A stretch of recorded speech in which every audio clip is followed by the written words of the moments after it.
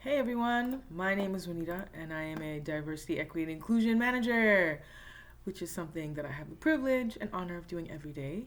And I am here today to discuss the very important question: does diversity, equity, and inclusion only belong to human resources? I think this is an important question. I think there's many important questions in the world, but this is the one that I'm focusing on today because there's definitely been a massive boom in DEI roles, and I think a good chunk of them are in HR. So I think this is a very relevant question to be asking. And I think that, like with anything else, if you're trying to execute something or create a value change, like create more innovation, for example, and you only have one small team that's making that innovation happen, it's less likely to become something that is embedded into an organization. And it's the same with DEI. So if it's just one team working really hard to make it happen, I think it's less likely to become embedded into an organization. Whereas if you have everyone feeling ownership over something, it is more likely to really become a part of the culture and really be integrated into all the processes and procedures into an organization.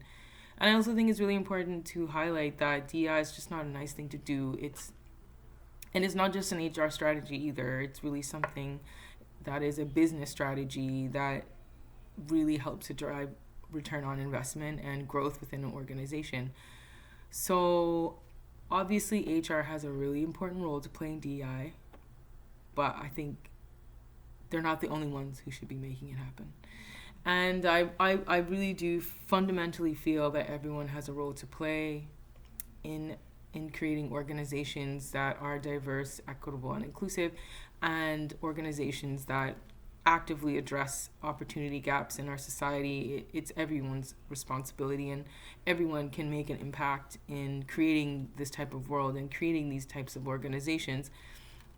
I think really where it starts from is whatever role you're in, whatever your expertise is, it's really asking the question, who's included and who's excluded? And I think those are two really important questions to think about, because it can really spur conversations, I should say, and help us to further understand who has access to policies, procedures, and products, and also who doesn't, and to create, I would say, avenues for more people to be included along the way.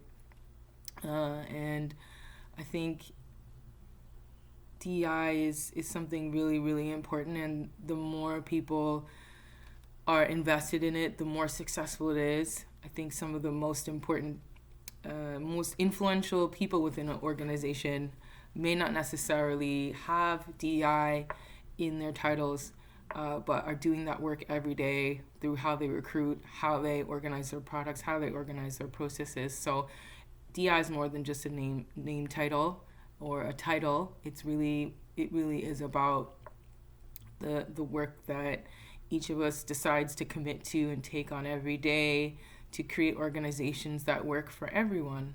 So I definitely would like to use this as an invitation to encourage all of us to be involved in DEI, because we can all use the influence that we have in our positions to create organizations that work for everyone.